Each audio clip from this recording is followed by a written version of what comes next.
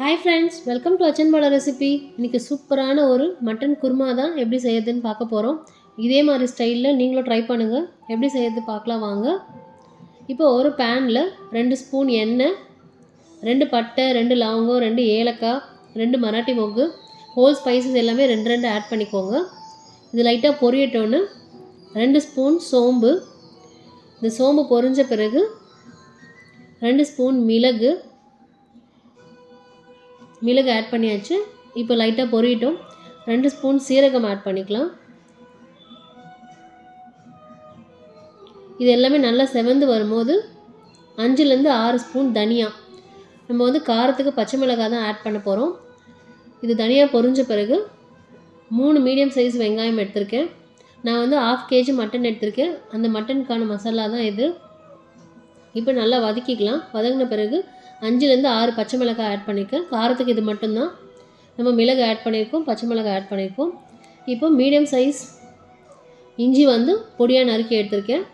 பூண்டு ஒரு சின்ன சைஸ் பூண்டு, 10லேருந்து 12 பல் பூண்டு அதை ஆட் பண்ணிக்க. தோலோடு தான் ஆட் பண்ணிக்க. எல்லாமே வதக்கிட்டு ஆற வச்சு அரைச்சி எடுத்துக்கலாம் நம்ம மிக்சியில். இப்போ மட்டன் வாஷ் பண்ணி எடுத்து வச்சுருக்கேன். இந்த மசாலாவை இது கூட ஆட் பண்ணிடலாம். பாருங்கள், இப்போ ஆட் பண்ணியாச்சு. கொஞ்சமாக மஞ்சள் பொடி, தேவையான அளவு உப்பு ஆட் பண்ணிவிட்டு குக்கரில் 3 விசில் கொடுத்து எடுத்தோம்னா கரெக்டாக இருக்கும் மட்டனு. நீங்கள் எடுக்கிற மட்டன் எந்த மாதிரி இருக்குதுன்னு பார்த்துட்டு அதுக்கேற்ற மாதிரி நீங்கள் விசில் கொடுத்துக்கோங்க. இப்போ நான் எடுத்துருக்கிறது 1/2 kg மட்டனு. இந்த மசாலா ஆட் பண்ணி 3 விசில் கொடுத்து எடுத்தாச்சு. இப்போ மட்டன் வெந்துடுச்சு. நான் மிக்ஸ் பண்ணி காட்டுறேன் பாருங்கள்.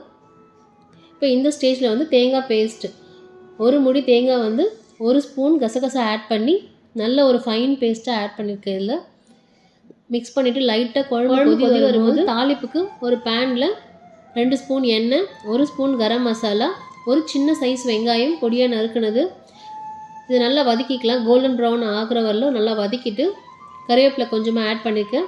இப்போ பாருங்கள், நல்லா செவந்து வந்த பிறகு தக்காளி ஆட் பண்ணுறேன். ஃபஸ்ட்டு நம்ம தக்காளி ஆட் பண்ணல, இப்போ தான் தக்காளி ஆட் பண்ணுறோம்.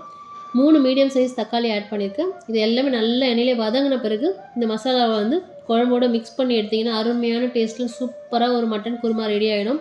இது இட்லி, தோசை, சப்பாத்தி, பூரி, இடியாப்பம், பரோட்டா இது கூடலாம் செம காம்பினேஷனாக இருக்கும். கொஞ்சமாக கொத்தமல்லி தூவி இறக்கணும்னா குழம்பு ரெடி ஆகிடும். பாருங்கள், ரெடி ஆகிடுச்சு. இப்போ நீங்களும் இதே மாதிரி அளவுகளோடு இந்த ஸ்டைலில் நீங்கள் செய்து பாருங்கள். செய்து பார்த்துட்டு எப்படி இருக்குன்னு சொல்லுங்கள். இதுவரை நம்ம சேனலை சப்ஸ்கிரைப் பண்ணலன்னா சப்ஸ்கிரைப் பண்ணிக்கோங்க. நீங்களும் ட்ரை பண்ணி பாருங்கள் ஃப்ரெண்ட்ஸ். தேங்க்யூ.